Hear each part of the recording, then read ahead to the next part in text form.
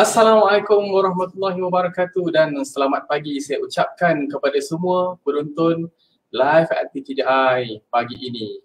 Pada pagi ini kita bersiaran langsung, lintas langsung di negeri Johor Darul Takzim yang bersiaran langsung juga di kampus UiTM, kampus Gamat di Perpustakaan Tun Dr. Ismail UiTM Cawangan Johor. Jadi saya ingin bertanyakan kepada penonton semua, apa khabar penonton-penonton semua? Harap semuanya baik-baik. Okey. Izinkan saya sebelum mulakan upacara majlis kita pada pagi ini dengan membacakan sedikit penafian program. Maklumat yang disampaikan dalam program secara langsung ini adalah bagi tujuan pembudayaan ilmu sahaja.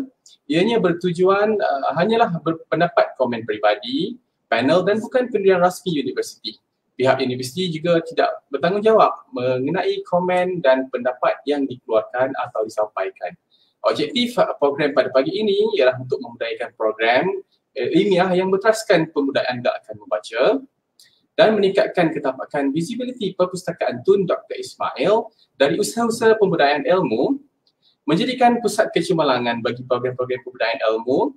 Dan juga program ini ialah program Live at PTDI ini merupakan program perkongsian pengetahuan dan maklumat di kalangan pakar-pakar dalam bidang kepakarannya.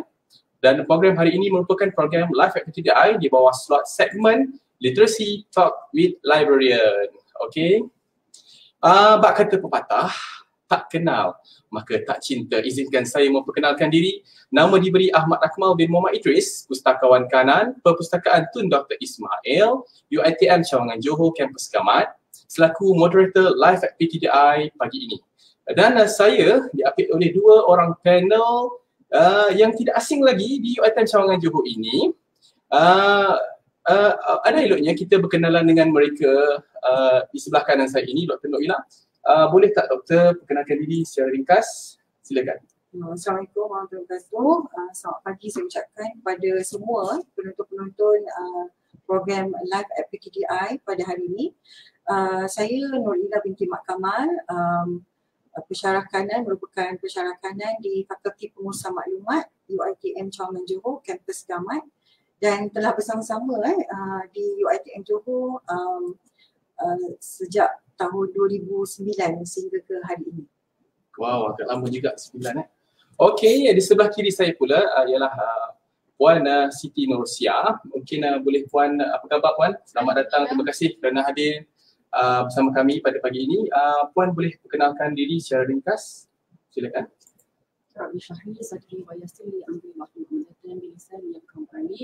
Assalamualaikum. Terima kasih Encik Kamal. Encik Akmal. Nama saya Siti Nursia Jamaluddin. Saya merupakan pensyarah kanan Fakulti Pengurusan Maklumat UiTM Johor, Kampus Gamat. So, saya telah bertugas di sini lebih kurang 9 tahun, bermula di UiTM Gamat pada tahun 2011.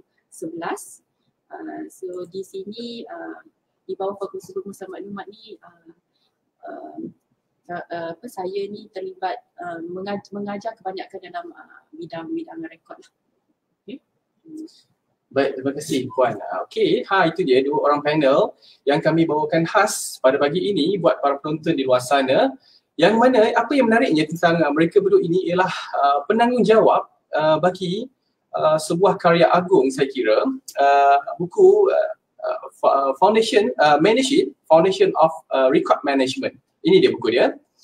Jadi pada pagi ini kita akan mengupas, kalau boleh Dr. Puan, kita akan mengupas isi buku yang berkisah mengenai pengurusan rekod ini dan kita kongsikan bersama dengan para penonton kita. Ya, boleh ya tuan-tuan, puan-puan? Okey. Okey. Kita teruskan dengan bual bicara kita pada pagi ini. Saya mulakan dengan Dr. Nur Ilah. Saya nampak macam doktor pun dah tak sabar kan. Okey, doktor. Okey. Saya nak tanya, bagaimanakah boleh tercetusnya idea untuk menulis buku yang agung ini?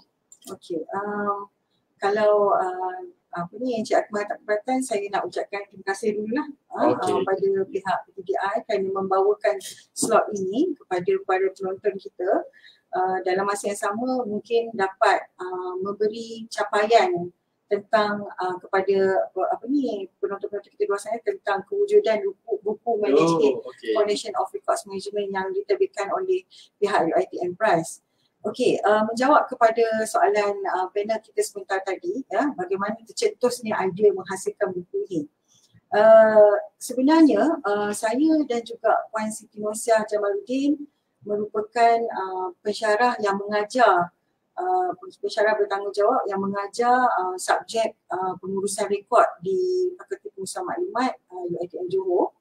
Jadi pada waktu itu kami mendapati sumber-sumber rujukan yang berkaitan dengan pengurusan rekod ni, ya, adalah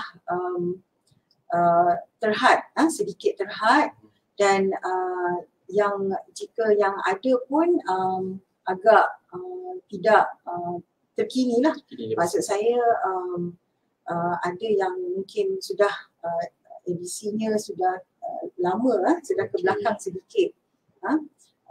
Maksudnya kita melihat pada ketika tu keperluan untuk menghasilkan konten buku yang lebih up to date, lebih terkini, memandangkan pengurusan rekod pun semakin skopnya semakin meluas dengan wujudnya pengurusan rekod digital dan sebagainya.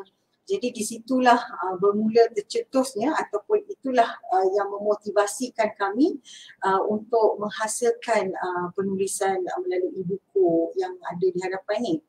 Jadi pada ketika tu kami sit down berbincang bagaimana kami nak menstrukturkan dari bahan pengajaran, maksudnya bahan rujukan dalam bentuk silibus pengajaran ke dalam bentuk penulisan buku yang mungkin pada hemat kami apabila terbitnya bahan ni, ia mungkin bukan sekadar menjadi bahan rujukan kepada pelajar, tapi ia juga menjadi bahan rujukan mungkin kepada practitioner ataupun mereka-mereka yang berada di organisasi, di industri, dan masyarakat umum.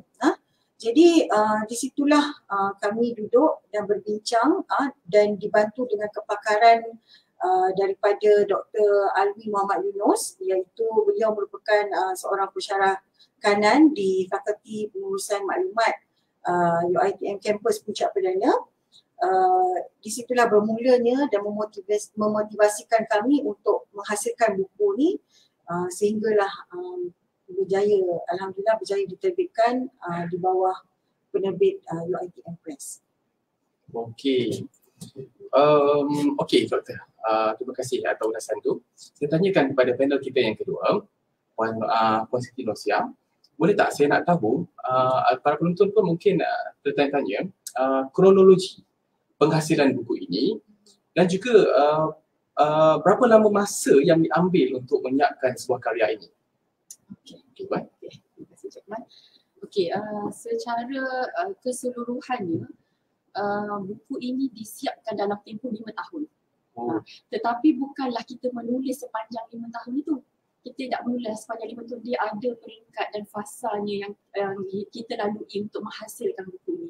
Dalam tahun yang awal itu, kami berdua, bak kata Dr. Ila tadi, kami mencari struktur bagaimana untuk dibentukkan buku itu, konsep yang macam mana yang perlu kami keluarkan, bahan macam mana yang perlu kami tulis supaya bahan bacaan yang dikeluarkan dan yang dihasilkan nanti ini dapat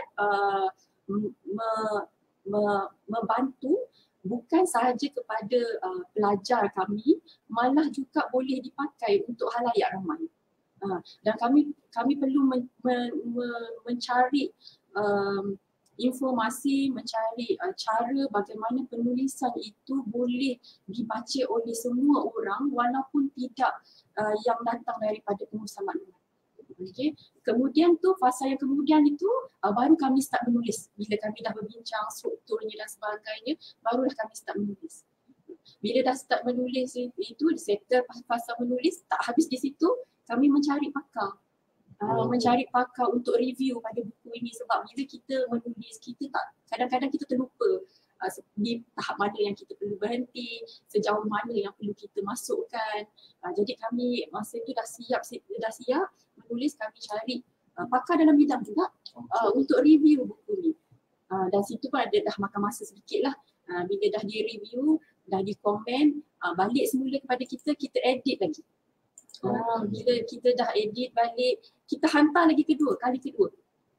Kita cari lagi pakar yang dalam bidang juga supaya buku ini bila siap nanti dia sangat senang untuk kita untuk dibaca lah. Bila dah dihantar untuk kali kedua, barulah proses selepas itu kami terbitkan.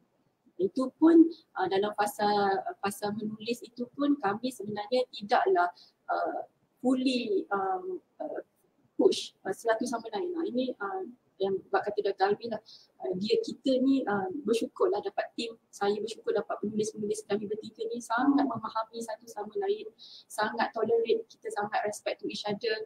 Kita menulis waktu sengkang masa, sebab masing-masing pun ada tanggungjawab masing-masing. Dr. Alvin ada tanggungjawab dia sendiri, Dr. Ina pun ada tanggungjawab dia sendiri. Jadinya banyak kengkangan masa yang kami terpaksa hadapi lah. Walau bagaimanapun yang masa terluang itu kita cuba untuk menulis. Ada ketikanya yang memang langsung tak menulis sebab yang sebab saya cakap tadi, kita dengan kelas, dengan consultation pelajar, dah hujung-hujung semester dengan marking dan sebagainya, banking dan sebagainya. Ada ketikanya tak boleh fokus pada buku. Tapi itulah kami sangat tolerate, sangat motivate to each other. Macam mana pun kita menulis juga, sikit-sikit kita menulis juga. Akhirnya kita sampailah ke tahap yang kita dapat hasilkan. Sikit-sikit lama-lama menjadi bukit. Alhamdulillah akhirnya terlaksana sebenarnya impian tu. Alhamdulillah. Okey, saya kira agak lama juga penulisan buku tu untuk memastikan konten ataupun isinya itu yang sangat yang terbaik, yang betul-betul mengikuti apa kehendak tu yang betul sepatutnya. Sebab kami sangat risau sekiranya hasilan buku ini dah dihasilkan tapi pembaca tak faham. Itu yang kami sangat, konsep buku ini kita nak dia simple dan kita faham. Okey, saya kira buku ini adalah yang terbaik di pasaran ya. Seperti yang dinyatakan oleh Dr. Ila sebentar tadi mengenai organisasi dan juga individu yang boleh menerima buku ini, tetapi di luar sana juga ada buku-buku yang lain hampir-hampir serupa, hampir-hampir sama. Record Management, Foundation of Record Management, saya kira banyak di pasaran sana kan. Okey, boleh tak doktor penjelaskan sedikit apakah kekuatan buku ini yang boleh membezakannya dengan buku-buku di pasaran di luar sana? Silakan. Okey, baik. Walaupun saya ada maklumkan tadi untuk mungkin buku-buku yang boleh kita jadikan sebagai bahan rujukan pelajar tu agak terhad di pasaran, tetapi memang ada buku yang telah pun wujud dijual di pasaran ya.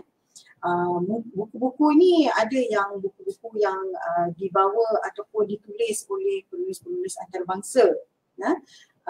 Dan ada juga penulis tempatan dalam negara yang menghasilkan buku-buku berkonsepkan pengurusan rekod. Tetapi setiap penulis mungkin mempunyai idea dan perancangan struktur penulisan mereka sendiri. Jadi oleh kerana kami dalam penghasilan buku ni kami memfokus, fokus utama kami adalah ianya boleh dijadikan sebagai bahan rujukan pelajar.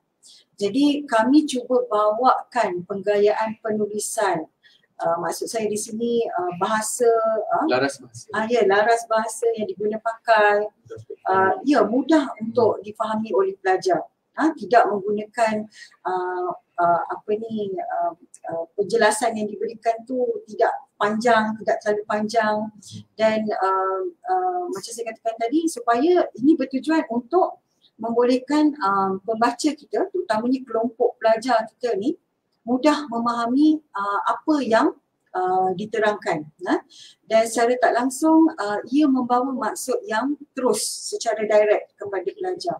Jadi kalau nak ditanya kekuatan buku ni, selain daripada yang saya nyatakan tadi, buku ni juga kontennya, kandungannya adalah dalam keadaan berwarna Okey. Maksud Cari saya, minat lah ya. mana tu ya. Even Ya. kalau budak-budak pun kita seronok Ya, tengok betul. gambar kan anak-anak kita sekali pun. Ya, betul. Jadi representasi persembahan maksudnya penerangan tu lebih dalam bentuk ilustrasi, dalam bentuk gambar rajah, tata rajah, dan figure ini, tata rajah, gambar rajah ini, diagram ini, ilustrasi ini adalah dalam bentuk berwarna, bukan hitam putih Cik Akmal. Jadi saya kira ia lebih menambah minat lah pembaca lah. Mendapati cita rasa semasa. Terutamanya student kan. Maksudnya kat sini dia tidak mudah rasa bosan, tidak mudah merasa buku tu seperti kandungannya lesu. Jadi di situ antara tarikan lah yang kita jadikan sebagai kekuatan dalam penghasilan buku Manage It Foundation of Records Management ni. Dan selain daripada itu, saiz buku yang tidak tebal sangat, saya kira dengan kandungan buku ni it just nice, orang kata compact untuk dibawa ke mana-mana sebab dia ringan, jadi handy lah, maksudnya mudah dibawa ke mana-mana. Ya, mudah dibawa. Sesiapa saja yang mungkin nak baca ke apa, senanglah untuk gunakan buku ni dalam apa jua kata keadaan ya. For example dalam mungkin dalam public transport ke nak baca, so tak terlalu tebal dan tidak berat lah. So itu antara kekuatan.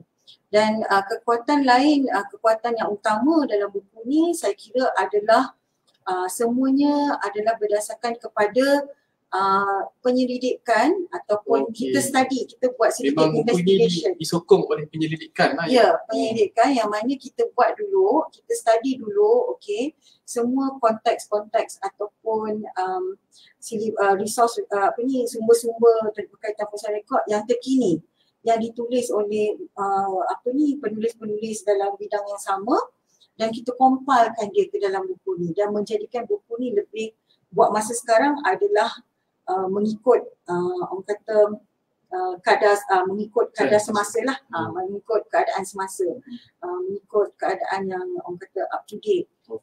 Jadi itu antara kekuatan buku ni lah saya kira. Okey, menarik. Untuk Puan Wasiah, saya ingin bertanyakan mengenai buku ini, juga kalau boleh kita nak berpolemik berkenaan tajuk pengurusan rekod ni. Saya risau tentang penonton-penonton kita di luar sana. Nanti kita akan cuba dapatkan komen mereka di luar sana, di platform Facebook ataupun YouTube, mungkin ada yang bertanyakan soalan. Tapi pada saya sekarang ni, saya risau mereka di luar sana tak berapa dapat tangkap apa yang kita bincangkan, apa itu pengurusan rekod sebenarnya. Boleh tak Puan berikan gambaran yang lebih jelas sikit, secara ringkas, apa yang dimaksudkan dengan apa itu pengurusan rekod, prinsip-prinsipnya, mungkin boleh diperjelaskan. Silakan. Okey, baik. Secara asas dia, pengurusan rekod ini ada kitar hayat dia. Jadi sebelum kita memahami secara mendalam apa itu pengurusan rekod, kita perlu tahu terasnya pengurusan rekod itu dia ada kitar hayatnya. Bermaksud daripada awal pewujudan rekod itu sehinggalah ke tahap ianya dihapuskan. Itu yang basic yang perlu tahu tentang pengurusan rekod. Di mana bila rekod itu diwujudkan, kemudian rekod itu akan pergi kepada fasa kita menggunakan dia, pergi ke fasa kita have to maintain the record, lepas tu pergi kepada appraisal dan pergi kepada peringkat disposal ataupun penghapusan. So dalam kitar hayat ini nampak macam mudah diagram itu, tetapi dalam kitar hayat itu sendiri banyak aktiviti yang terpaksa dilakukan lah. Maksudnya dari peringkat creation itu kita perlu buka file, kita perlu tahu macam mana kita nak klasifikasikan file, macam mana kita nak bagi coding. Okay, dan bila kita pergi ke peringkat penggunaan, macam mana cara kita nak access rekod, macam mana cara kita boleh track rekod itu. Okay, macam mana di peringkat bila kita dah cakap pasal maintenance tu sendiri pula, kita titik beratkan tentang bagaimana cara penjagaan rekod itu. storage yang macam mana yang bersesuaian, suhu yang macam mana yang sepatutnya kita simpan bahan-bahan kita, humidity yang macam mana, berapa percentage humidity yang perlu kita set supaya bahan kita dapat dijaga dengan baik. Sebab kita tahu kalau kita jaga rekod ni dia agak sensitif. Walaupun kita jaga paper base, rekod yang berbentuk paper base, dia tetap juga sensitif. Okay, jadi persekitaran itu memainkan peranan bila kita jaga rekod. Jadi untuk jelas lagi, rekod ini bukan sekadar kita bercakap tentang paper based record, physical record, paper based record, tetapi dia juga melibatkan rekod-rekod yang berbentuk elektronik. Contohnya CD, contohnya kita jaga tape, jaga rekod-rekod elektronik, email dan sebagainya. Maksud rekod ni tak terikat kepada kertas sajalah ya? Tidak. Okay. Dia banyak form. Dia berbagai form. Dia boleh datang dalam pelbagai media. Okay. And then di situ pun dah banyak aktiviti yang perlu kita fikirkan, kita pertimbangkan, dan sampai satu tahap di mana rekod ini akan pergi kepada tahap penilaian. Tahap penilaian di mana di situ pun ada banyak lagi aktiviti yang kita kena tengok macam mana kita nak buat penilaian, apa kriteria dia, apa checklist yang sepatutnya berlaku semasa penilaian dan sebagainya. Okey, dan barulah dia akan pergi kepada fasa pengurusan. Tetapi untuk di dalam buku ini kita bagi dia secara ringkas. Maksudnya ringkas dan padat, tetapi untuk detail yang sedetail-detail yang saya sebut itu tidaklah kita cover. Maksudnya kita tidaklah bagi apa checklist dia, itu semua kita tak masuk lah, sebab itu dia lebih mendalam lagi. Okay, bila kita dah bercakap pasal cycle tadi itu, bercakap pasal kitar hayat, dia berkait rapat dengan fasa pula. Fasa dia ada fasa rekod tu sendiri. Fasa ini kita ada pengurusan untuk rekod aktif, kita ada pengurusan untuk rekod semi aktif, dan kita ada juga pengurusan untuk inaktif rekod. Jadi kalau fasa ini sendiri maksudnya kitar hayat ini tadi berkait rapat dengan fasa. Contohnya creation tu di dalam particle use tadi, penggunaan tadi dia di fasa masih aktif rekod. Bila kita dah sampai ke appraisal dan apa semua, itu rekod-rekod yang dah ke tahap inaktif ataupun tidak aktif. Tapi untuk fasa rekod ini sebenarnya dia subjektif. Kita tak boleh kata contohnya 7 tahun dia dah masuk kepada semi aktif, tak. Dia bergantung kepada organisasi. Ada organisasi yang walaupun dah 7 tahun rekod tu, tapi rekod tu masih diguna, masih aktif lagi. Dan satu organisasi ke organisasi dia berbeza cara jangka hayat dia. Ya, betul. Ada organisasi yang memang dah ada panduan, saya dah pernah tengok pun few organisasi memang dah ada panduan 7 tahun perlu selepas 7 tahun dia akan masuk ke fasa semi karya macam tu. Tapi itu saya cakap tadi dia subjektif. Dia bergantung kepada organisasi lah. Itu sedikit ringkas, maksudnya pengurusan rekod itu ada kitar hayatnya, dan kitar hayat itu berkait rapat dengan fasa rekod itu sendiri. Agak menarik bercerita mengenai life cycle atau pusingan jangka hayat itu. Saya kira macam kita menanam benih pokok di mana pokok tu besar, kemudian ada hayatnya, dia akan mati, kemudian kita jaga balik, kita akan semai dia, dan ada proses-prosesnya itu. Saya kira amat menarik. Mungkin kita sebelum kita melangkah lebih jauh untuk menyelam lebih jauh ke dalam buku ini, panel kita pun tak sabar. Mungkin kita boleh tengok sedikit kita punya komen-komen di platform Facebook dan juga YouTube kita. Mungkin ada di antara mereka yang ingin bertanya ataupun punya khabar ke, mungkin kita tak tahu. Cuba kita tengok di Facebook. Tahniah Dr. Ila dan Puan Siti Nursia daripada Rose Khalid atas tu. Ini siapa ni? Mungkin daripada sahabat anda mungkin, ataupun tak kenal mungkin. Tahniah diucapkan juga. Saya rasa rakan-rakan pensyarah. Ada juga. Terima kasih kerana bersama-sama kami pada pagi ini. Rahayu Ahmad pun mengatakan tahniah Dr. Noila di YouTube. Saya kira mungkin satu pencapaian lah ya. Saya mungkin di fakulti belum ada lagi yang pencapaian, ataupun mungkin sudah ada. Soalan tambahan. Belum lagi. Belum lagi. Sudah saya ingat, saya kira mungkin sudah sedang dalam persiapan. Ya. Okey, baik. Mungkin ada lagi yang bawah. Daripada Nur Farazila, Faraliza, dia berkata good sharing session, Dr. Siti Noila dan Puan Siti Nosia. Saya ucapkan tahniah sekali lagi. Okey, Doktor, kita kembali menyelam ke dalam buku ini. Saya nak bertanyakan mengenai bila saya menyelak-nyelak buku ini, saya lihat ada disebutkan tentang perundangan. Perundangan disebutkan juga di dalam buku ini. Jadi soalan saya, ada tak, boleh tak Doktor terangkan kepada para penonton jenis-jenis perundangan yang diguna pakai dan dikuatkuasakan di Malaysia ini untuk pengurusan rekod ini? Sebelum tu Encik Akmal, sebelum saya menjawab soalan Encik Akmal tadi, saya nak buat sedikit, kalau bolehlah saya nak buat sedikit penambahan kepada penerangan yang Puan Siti kongsikan sebentar tadi. Mungkin di luar sana ada individu yang kata, kami boleh ke baca buku ni, Manage Financial Record ni, sesuai ke? Adakah ianya nampak pembacaan yang lebih kepada semata-mata lebih kepada akademik, berbentuk akademik. Jadi begini, saya nak berkongsilah kepada penonton yang join program live kita hari ini, ya. Untuk buku Manage Financial of Records Management ni, dia memang sesuai kepada semua peringkat.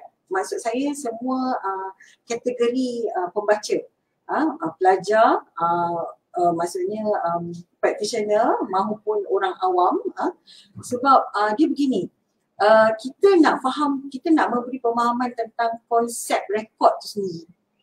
Sebab kebanyakan individu ataupun among kita pun sendiri selama hari ini, bila kita bercakap tentang rekod, ramai memberi tanggapan bahawa rekod itu ialah kertas semata-mata ataupun dokumen semata-mata. Itu yang saya tangkakan pada mulanya, sebab mungkin dalam bentuk kertas saja rekod-rekod tu kan? Ya. Malah bila pelajar-pelajar kita hantar ke praktikal, ke latihan industri, dan pelajar graduan-graduan kita yang mendapat kerja, apabila mereka menghadiri interview temubuka kerja, apabila mereka berkongsi ataupun diajukan soalan tentang rekod, ramai beranggapan bahawa rekod itu adalah dokumen, kertas mata-mata, file, yang lebih jelas lagi. Tapi sebenarnya rekod itu maksudnya luas. Dia adalah satu istilah yang sangat broad term lah, saya boleh cakapkan. Dia adalah istilah yang sangat luas, sangat besar. Di bawahnya ada banyak cabang pecahan. Rekod ni sebenarnya adalah maklumat yang kita rekodkan. Maklumat yang kita rekodkan. Jadi maklumat yang kita rekodkan ni tanpa mengira apa jua bentuk media ataupun platform yang kita gunakan untuk merekodkan maklumat tu. Selagi mana maklumat itu mempunyai nilai kepada kita ataupun dalam kehidupan kita tu. Contohnya kalau saya katakan rekod saya ada satu maklumat, contohnya hari ini, perkongsian kita hari ini, ini merupakan perkongsian yang kita sampaikan maklumat kan kepada masyarakat di luar sana. Jadi maklumat yang kita kongsikan hari ini, dia tidak bertulis tetapi secara rakaman, secara lisan rakaman. Jadi rekod ni kita simpan dalam bentuk rakaman audio visual contohnya. Mungkin lepas ni kita rakam, kita letak di cloud, di cloud, ataupun mungkin ada yang rakam letak dalam CD ke, letak dalam tape ke dan sebagainya. Maksudnya platform media yang kita gunakan tu, itu ialah rekod. Maksudnya memang tak terikat langsung dengan kertas? Tidak, dia tidak semata-mata. Dia tidak semata-mata dalam bentuk kertas. Kalau dulu kita ada microfiche pun dikira juga sebagai rekod? Ya, microfiche. Dalam bentuk contohnya file yang kita simpan dalam komputer, email. Email pun boleh dikira. Email pun kita kategorikan dia sebagai rekod. Macam sekarang ni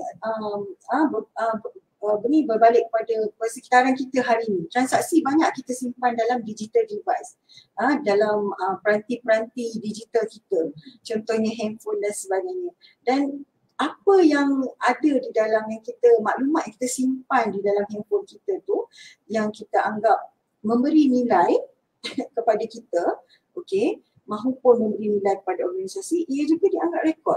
Jadi rekod tu bukan semata-mata dokumen. Rekod tu pengertiannya adalah sangat meluas. Jadi untuk buku Foundation of Records Management ni mungkin kita tengok kandungannya, kita lebih membuat penjelasan kepada rekod-rekod dalam bentuk file, surat mengirat dokumen. Tetapi ada sedikit diselitkan tentang pengurusan rekod dalam bentuk digital, dalam bentuk format-format yang bukan dalam bentuk file, dalam bentuk kertas juga pun ada dikongsikan dalam buku di hadapan kita ni. Okay, jadi itu saya nak stresskanlah hari ni supaya orang di luar sana faham. Rekod bukan sekadar kertas, bukan sekadar dokumen, bukan sekadar file. Okay, menjawab pada soalan Cik Akmal tadi, iaitu berkenaan perundangan. Okay, kalau kita tengok dalam di podcast Malaysia tadi kan? Okay, dalam konteks Malaysia, maafkan saya, dalam konteks Malaysia, perundangan yang sedia ada berkaitan dengan pengurusan rekod banyak. Okay, kalau untuk organisasi-organisasi awam, organisasi kerajaan, kita ada antaranya Akta Arkib Negara 2003. Dan kita ada orang kata supported by ada orang kata perundangan juga. Contohnya kita ada surat-surat perbendaharaan, berkeliling, surat arahan bab perkhidmatan dan sebagainya, surat arahan keselamatan dan sebagainya. Malah untuk pengurusan rekod elektronik juga ada di Malaysia ni. Semuanya kita kongsikan secara ringkas di dalam buku Records Foundation of Record Management ni. Dan kita classify perundangan itu mengikut kategori akta, standard procedure standard dan juga tata cara lah, dalam bentuk surat guideline dan surat garis panduan dalam buku ni. Dan berkaitan dengan pengurusan elektronik, rekod-rekod pengurusan elektronik, kita ada beberapa contohnya. Kita ada EGAA ataupun kita panggil sebagai Electronic Government Activities Act 2007. Kita ada juga di Malaysia Digital Signature Act tahun 1997, Akta Digital Signature. And then kita ada juga Malaysian Communication Multimedia Commission Act tahun Akta 1998. Dan kalau yang saya boleh kongsikan lagi di sini, kita ada juga SOP ataupun prosedur standard yang dikeluarkan oleh Mampu sendiri, arahan teknologi maklumat, yang ini adalah bagi memenuhi keperluan minimum untuk menyokong akta tadi, aktiviti kerajaan elektronik tadi. Dan kita ada juga garis panduan yang disediakan oleh Arkib Negara sendiri, iaitu garis panduan rekod elektronik untuk pengurusan rekod elektronik dalam persekitaran web. Jadi kalau dibincangkan tentang perundangan dalam konteks Malaysia ni sangat banyak, dan kita di Malaysia kita dibantu oleh Arkib Negara Malaysia lah, masyarakat kita dibantu oleh Arkib Negara Malaysia dalam aspek perundangan ni sendiri. Dan itu semua kita bawakan, kita kongsikan dalam kita punya buku Record Foundation of Record Management. Okey doktor, saya tertarik dengan apabila doktor katakan tadi mengenai organisasi ataupun lebih tadi doktor sebut tadi mengenai agensi-agensi kerajaan. Okey, soalan saya, adakah perundangan ini terikat kepada agensi kerajaan saja ataupun bagaimana pula dengan organisasi corporate di luar sana dan juga individu? Mungkin doktor berjelaskan? Okey, baik. Untuk organisasi corporate ataupun organisasi bukan kerajaan, kebanyakan mereka boleh saja merujuk kepada garis panduan ataupun perundangan yang sedia ada yang disediakan oleh pihak kerajaan ni, di pihak Arkib ni tadi. Tetapi saya percaya kebanyakan mereka ada yang merangka ataupun memformulasikan sendiri polisi dasar-dasar peraturan mereka. Tetapi ada juga standard prosedur yang mereka boleh rujuk. Contohnya kita ada Malaysian Standard MS, ISO, ya, yang itu fokus, memang ada fokus diberikan kepada practicing practice of information and documentation dalam organisasi. Sama ada ia dalam persekitaran rekod fizikal, iaitu dalam bentuk file, dalam bentuk surat menyurat, maupun dalam persekitaran organisasi elektronik lah. Dalam persekitaran elektronik dalam organisasi. Okey, saya tertarik dengan Doktor tadi, persekitaran elektronik tadi. Okey, yang mana kita lihat sekarang ini, organisasi lebih cenderung menguruskan operasi mereka di atas talian. Okey, kalau kita lihat sekarang ini, kita lihat ialah dengan zaman yang serba moden sekarang ini, ala baru, organisasi lebih cenderung menggunakan operasi mereka secara atas talian. Dan kita malahan dapat lihat masyarakat juga aktif dalam mencipta ataupun menggunakan platform atas talian ini, yang menjadikan platform digital ini aktif dan meningkatkan lagi rekod-rekod digital ni, kan? Jadi soalan saya, adakah perundangan yang dapat mengawal selia penggunaan teknologi ini, ataupun termnya mungkin cyber, perundangan mengenai cyber ini? Okey. Bagus soalan tu Cik Akmal, sebab sekarang ni pun dengan fenomena atau situasi pandemik COVID-19, saya percaya ramai antara kita, even organisasi pun sudah ke arah digital. Ke arah semuanya dilakukan secara atas talian. Dan ini secara langsung memberi penawaran yang tinggi kepada pengetahuan ataupun maklumat, knowledge berkenaan dengan digital, rekod-rekod elektronik dan sebagainya. Sebab apabila kita membuat transaksi seperti ini, secara tak langsung kita menghasilkan, kita individu maupun organisasi secara tak langsung dia menghasilkan rekod-rekod dalam bentuk elektronik, dalam bentuk digital. Jadi memang ada keperluan untuk ada keperluan kepada perundangan ni lah, kerana ianya bertujuan untuk membantu sebenarnya proses kita kata proses pematuhan, proses pemantauan, proses pengawasaliaan, integriti dan accountability rekod tersebut, supaya rekod tu pada masa akan datang boleh diterima sebagai bahan bukti yang sah. Okey. Jadi kita di Malaysia ni mungkin ada pihak-pihak, ada individu yang merasa was-was kalau rekod kita wujud dalam bentuk elektronik, adakah ia diterima pakai di peringkat di peringkat perundangan. Jadi ada beberapa perundangan lah yang melindungi. Contohnya saya katakan tadi seperti Akta Digital Signature tu, Akta Digital Signature Act tahun 1997, Malaysian Communication and Multimedia Commission Act untuk 1998, dan kita ada Electronic Governance Activity Act yang saya kira memang akan disokong oleh garis-garis panduan yang membantu organisasi untuk bagaimana untuk mengawasi rekod masing-masing, rekod yang dalam bentuk elektronik ini tadi. Okey.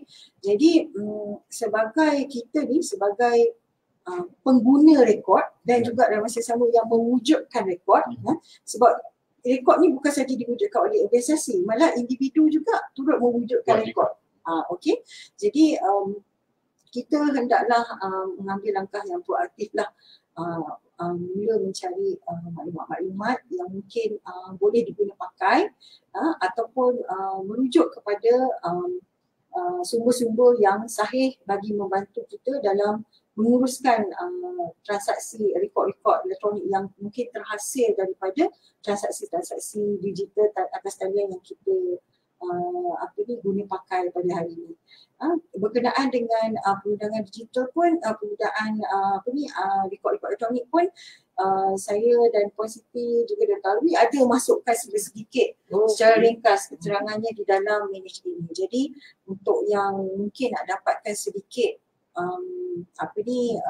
ilmu tambah, bolehlah dapatkan buku Manage It ni untuk lebih jelas lah.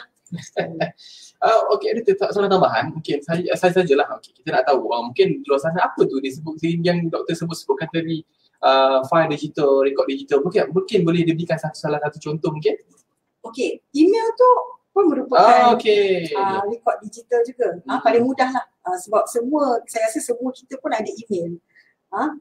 Kita semua ada email. Jadi kita quite familiar record dalam bentuk email ni. Email pun salah satu contoh record digital yang kita ada.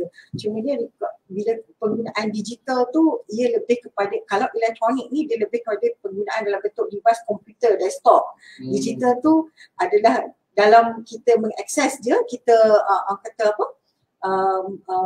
mengguna pakai ataupun kita membuat capaian kepada kita punya email tu melalui peranti digital kita seperti handphone, telefon pintar, tablet dan sebagainya. Baik. Saya kira kalau kita kupaskan sedikit pun mengenai digital pun dah menarik apatah lagi. Buat slot yang lain lah digital. Itulah saya katakan, dalam buku ni saya rasa mungkin dah compact kan. Banyak lagi cerita-ceritanya. Ini baru cerita digital para penonton semua. Belum lagi kita ceritakan yang topik lain kan. Okey, kita seterusnya kita pergi kepada Puan Nosia. Saya ingin bertanyakan mengenai registry. Saya selak mungkin saya nampak satu topik yang menarik, registry. Saya sepanjang ni mungkin jarang memperlihatkan perkataan ini, tapi ada dalam buku ini ceritakan mengenai registry ini. Jadi saya nak tanya registry ini dan apa kepentingan registry ini kepada organisasi, kalau boleh dijelaskan. Registry ni adalah satu unit yang diwujudkan di dalam organisasi untuk membantu dan kawal selia pengurusan rekod, pengurusan fail dan juga pengurusan surat menyurat. Okay. Jadi tugas ataupun tanggungjawab registry ni, kalau bahasa kita yang mudah ni orang panggil macam bilik fail macam tu.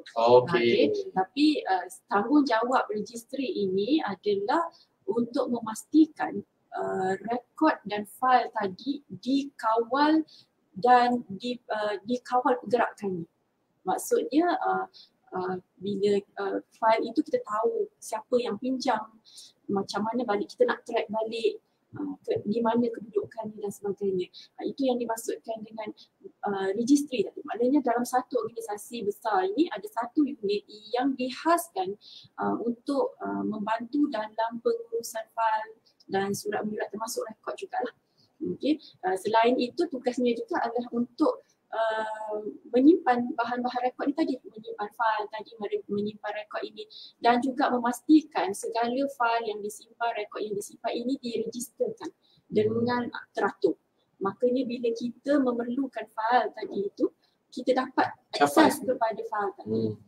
Okay, so secara teorinya registry ni terbahagi kepada dua. Kita ada centralized dan kita ada decentralized. Centralized itu bermaksud dalam satu organisasi semuanya ditumpukan kepada satu location, central location. Maknanya di situlah semua pengurusan berkaitan rekod, berkaitan fail, surat menyurat di satu lokasi yang sama. Itu maksudnya centralized.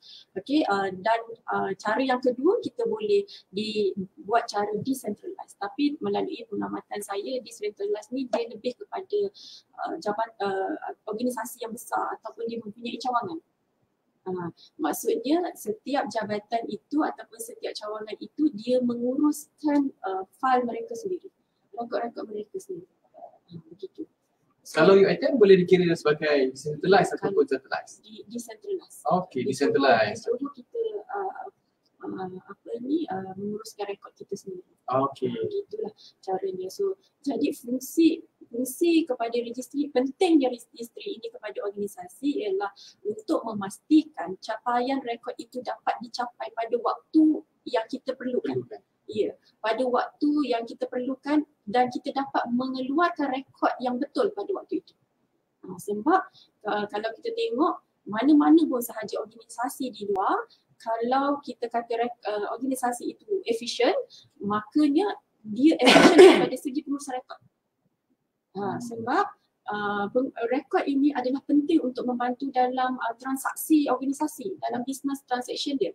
Jadinya bila kita gagal mendapatkan atau membuat capaian kepada rekod kita pada waktu yang kita nak dan pada skala masa yang singkat, kita gagal juga mendapatkan rekod yang betul, maknanya kita gagal untuk memastikan organisasi kita dapat melakukan urusan dengan efektif. Okay. Jadi pentingnya registry ini adalah untuk memastikan rekod kita dijaga dengan baik dan kita dapat menguruskan perjalanan rekod itu dengan mudah. Hari ini kalau kita tengok kita dah banyak juga elektronik rekod. Bila elektronik rekod ini pun sama. Rekod itu perlu juga diregisterkan. Dia ada call number dia yang sendiri supaya kita mudah untuk buat carian. Banyak organisasi di luar sana kalau kita kata organisasi itu efisien, mesti dia berbalik juga kepada pengurusan rekod. Pengurusan rekod dia sendiri. Okey. Menarik kupasan tentang registry ini. Saya kira satu isu registry ini pun salah satu mungkin ada lagi di dalamnya kan? Ya, banyak lagi lah dalam tu, banyak lagi aktiviti yang dilakukan di dalam registry. Dan hari ini juga kita ada elektronik rekod, itu part pun juga tugasan registry ni untuk memastikan rekod-rekod dalam bentuk elektronik ini pun dikawasi dengan baik. Dan pastikan ada authority layer dan sebagainya, itu semua perlu dipastikan lah. Jadi banyak sahaja detail sebenarnya. Itu yang saya cakap tadi, dalam jangka hayat rekod itu sendiri tadi, banyak aktiviti yang perlu dilaksanakan untuk memastikan rekod itu dapat dikawal dan dipelihara dengan baik. Okey, baik. Okey, boleh tak kita rehatkan sekejap? Saya kira takkan habis isu ini. Topik yang dibicarakan sangat menarik, sangat baik diperdengarkan kepada penonton kita. Okey, saya nak berinteraksi sedikit dengan kita punya pengguna di media sosial kita. Mungkin ada yang nak disampaikan daripada mereka mungkin. Okey, boleh tak melihat kepada Muhammad Rahimi Ismail soalan. Ada soalan boleh kita terima soalan, betul? Boleh okey, alright. Soalannya adalah adakah rasional untuk kita berkongsikan data peribadi berkaitan peribadi akan tetapi masih berlaku lagi pencerobohan pangkalan data yang membolehkan pihak ketiga menggunakan data sedia ada. Saya kira ini lebih kepada integriti ya, Data? Integriti pihak yang menyimpan ataupun yang Dan juga saya rasa ini mungkin berkaitan dengan isu-isu semasa seperti scam sebagainya kan, Doktor? Mungkin Doktor boleh ulas sedikit? Okey, siapa ni? Muhammad Rahimi Ismail penonton kita untuk live kat PPDI. Terima kasih atas soalan tadi. Ini saya kira bukan soalan berkaitan dengan buku Ini berkaitan dengan forensik digital ni, pencerobohan data peribadi. Adakah rasional untuk kita kongsikan data peribadi berkaitan peribadi akan tapi masih berlaku lagi pencerobohan penggunaan data yang merupakan data secara. Okey, sebab itulah kita sebagai pemberi data ni ataupun pengguna platform-platform digital ni perlu menjadi pengguna yang bijak. Kita perlu alert, kita perlu peka bahawa di Malaysia kita ada akta yang melindungi data peribadi. Yang disebutkan tadi, undangan dia. Ya. Okay. Kita ada akta yang melindungi data peribadi kita. Jika kita dapati data peribadi kita ni disalahguna ataupun didedahkan kepada pihak ketiga, kita boleh mengambil tindakan.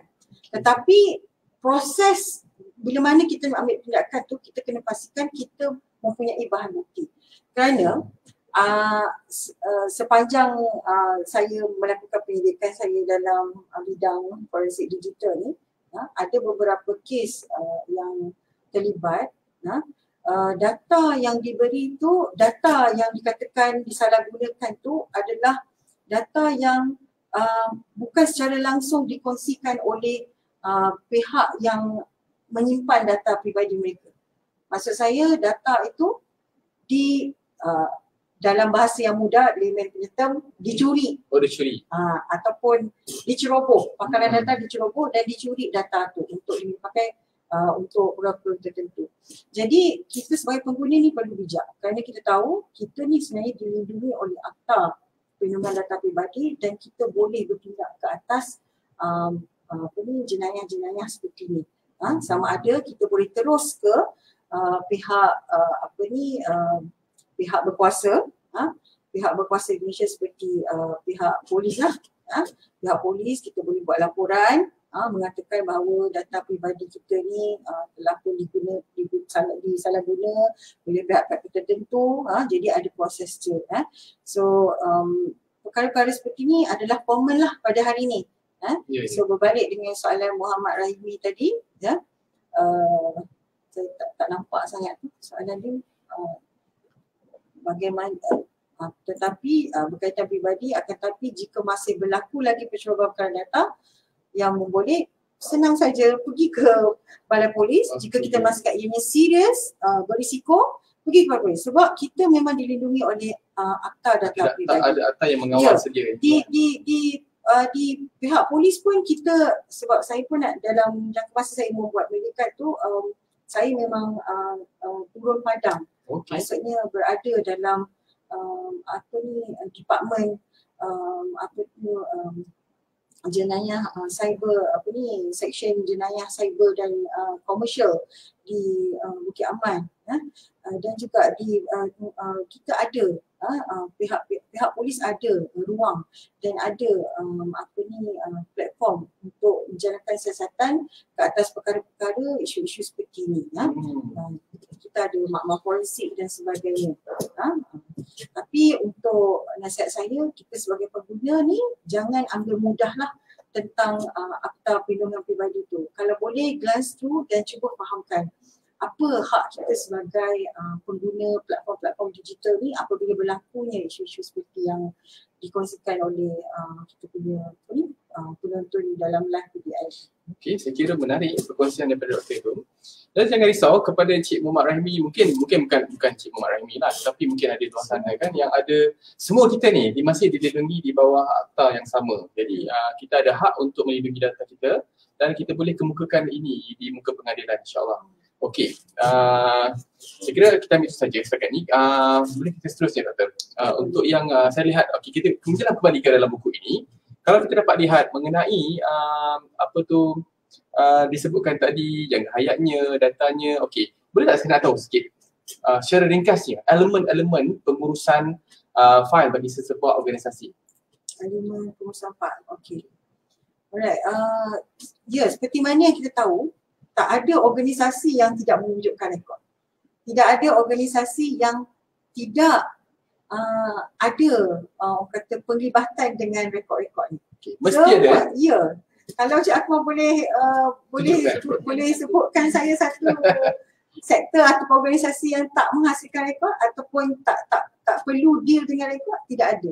Cik Akmal, semua organisasi memerlukan rekod dan mereka ni, setiap organisasi memerlukan pakar rekod yang betul-betul berkebolehan, berpengetahuan dan mempunyai kemahiran yang khusus tentang pengurusan rekod. Sama ada rekod fizikal maupun rekod-rekod dalam bentuk elektronik ataupun digital lah.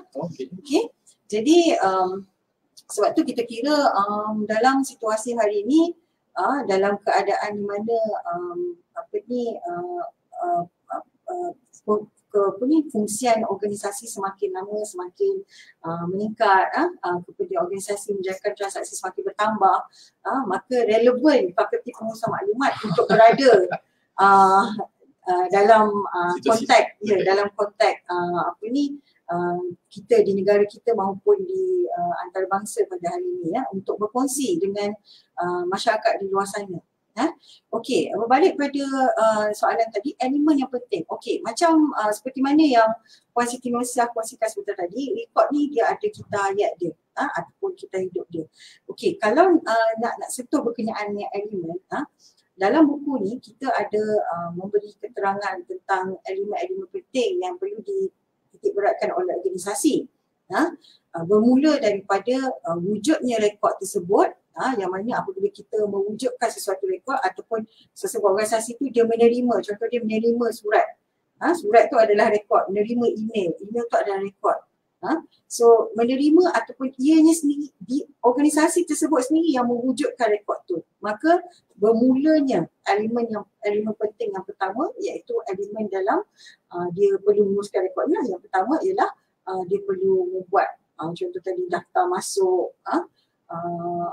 bagi tujuan daftar masuk ni penting sebab bagi tuan inventory, sebab kita bukan sekadar dapat rekod kita simpan, tidak. Sebab organisasi ni kita tahu dia akan menggunakan rekod tersebut.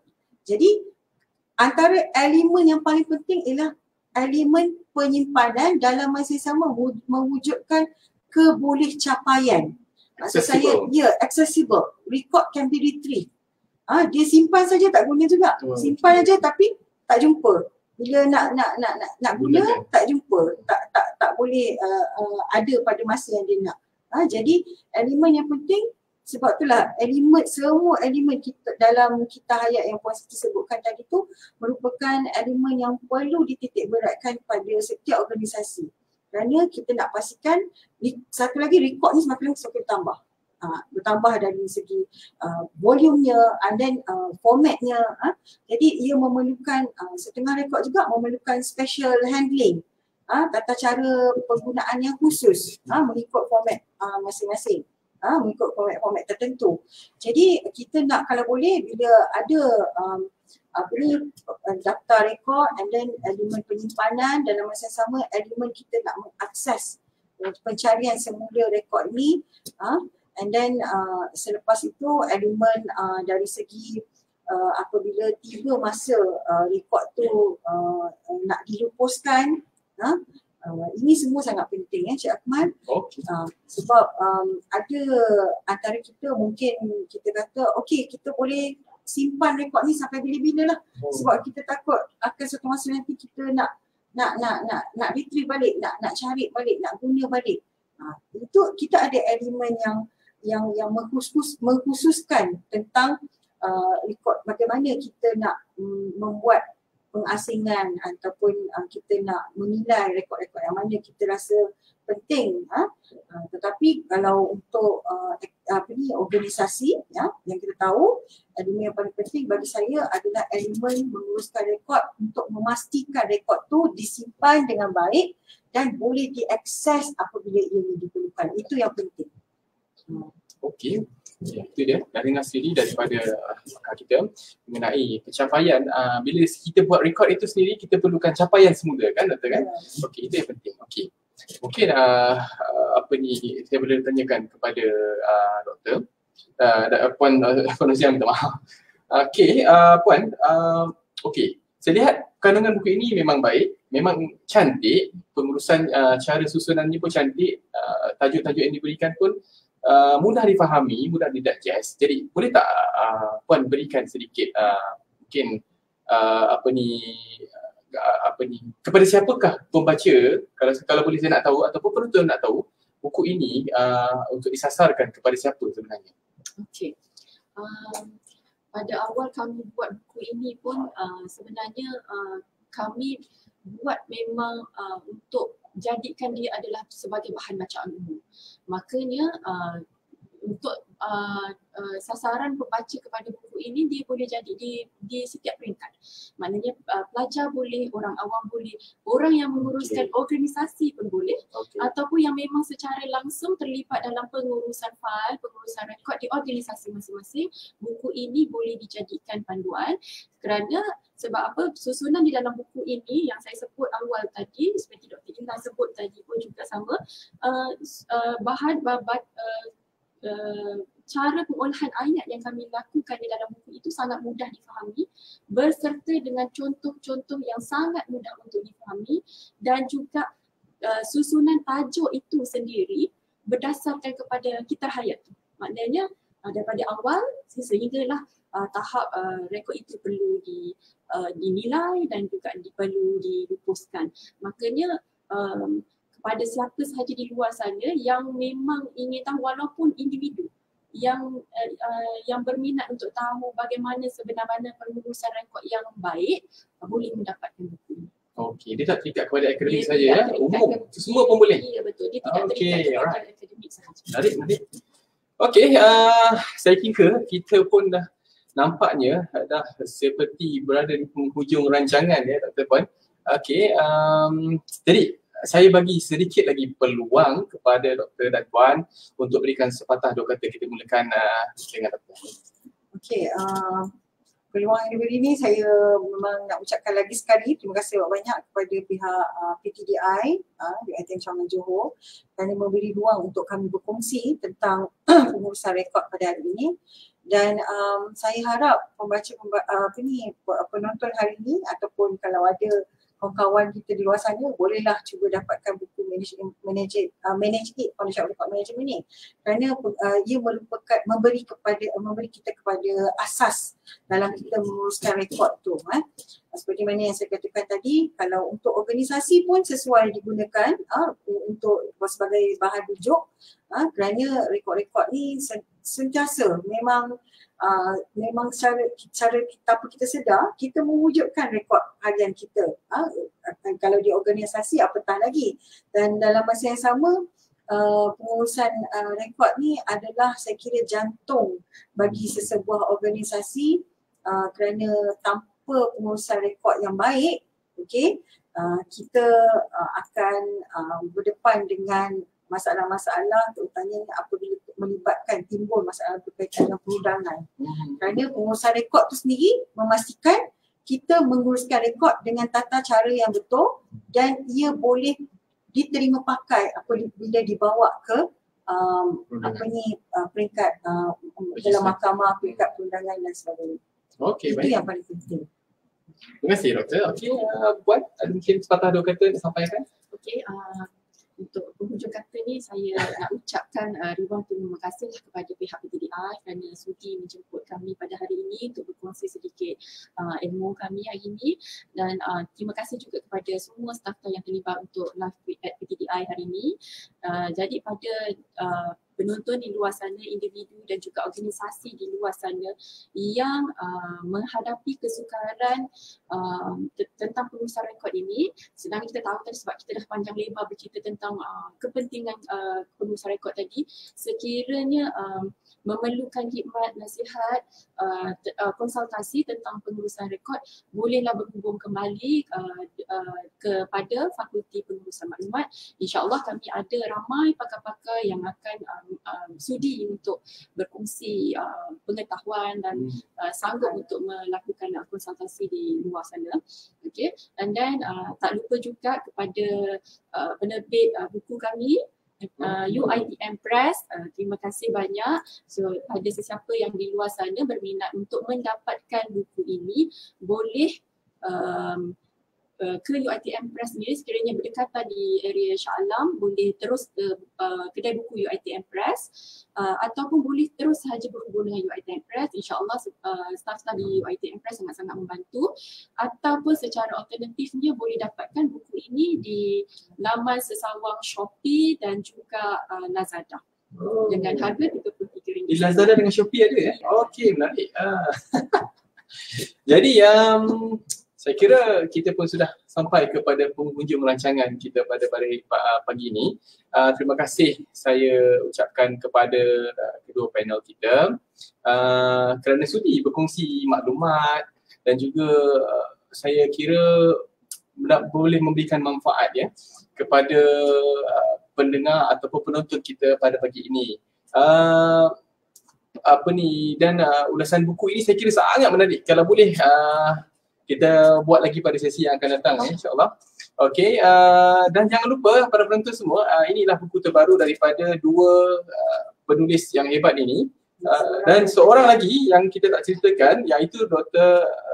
Alwi Muhammad Yunus yang juga salah seorang pengarang buku Manage It, Foundation of Record Management. Boleh dapatkannya di UiTM Press ataupun di yang sebutkan tadi Lazada dan juga Shopee.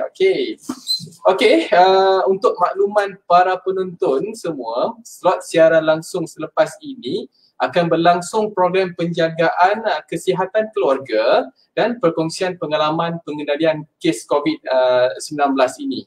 Yang ini nanti sebentar saja lagi selepas slot ini. Baik, kita sudah pun sampai kepada penghujungnya.